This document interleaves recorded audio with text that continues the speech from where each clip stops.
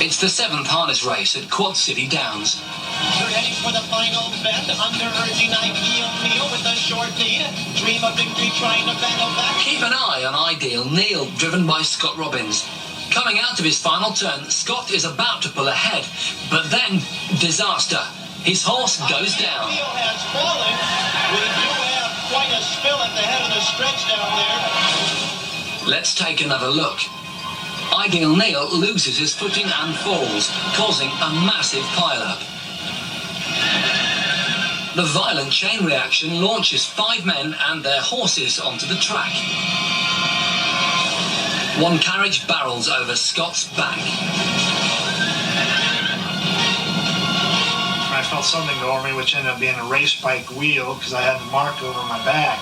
And I mean, I could feel horses. I had some hoof marks on my helmet.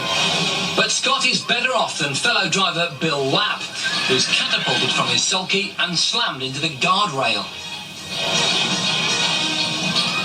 Then he's dragged by his horse until he finally breaks free from the stirrup.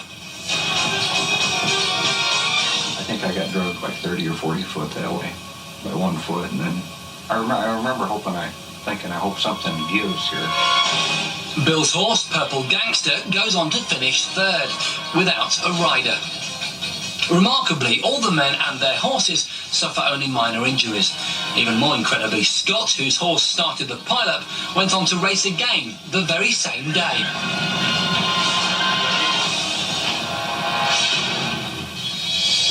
Kent, England. 3 men dressed in gorilla costumes board a twin-engine plane. These experienced skydivers are about to perform a publicity stunt to call attention to the plight of endangered gorillas. Steve Treble recalls the light-hearted anticipation of the event. We're sitting in the aircraft, being jovial and happy, but also thinking about the jump ahead, checking our vision and other parts of our equipment to make sure everything is okay. But we were all boisterous and happy, fairly routine. The plane climbs to an altitude of 4,000 feet. Then the men jump. They immediately open their parachutes. Their plan is to float back to Earth in a stacking formation, one on top of the other. Steve and his jumping partner rendezvous in mid-air, waiting for the 3rd man to join them. But suddenly, there's trouble. The 3rd jumper slams into Steve, causing their parachutes to tangle. The other 2 men cut their canopies loose and deploy their backup chutes.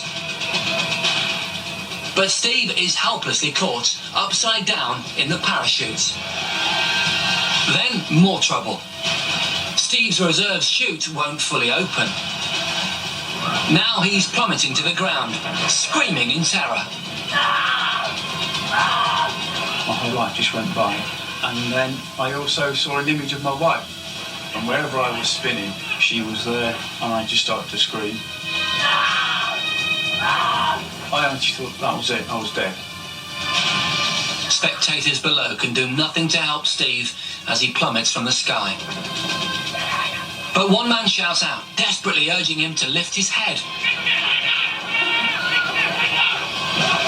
Steve slams into the ground with ferocious force. Watch again. Steve's reserve chute malfunctions and sends him on a deadly downward spiral.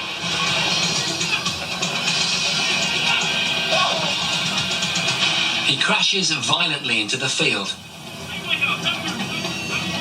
Onlookers rush to Steve's motionless body. But incredibly, he's still alive. The one thing that did come to the top of my mind was, am I paralysed? And I wiggled my toes and they moved, and I didn't give a damn after that. It's hard to imagine, but Steve suffers no broken bones as a result of his terrifying fall.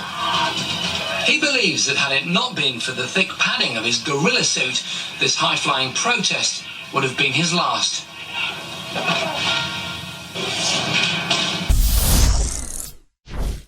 Bye, have a great time. Well, it's the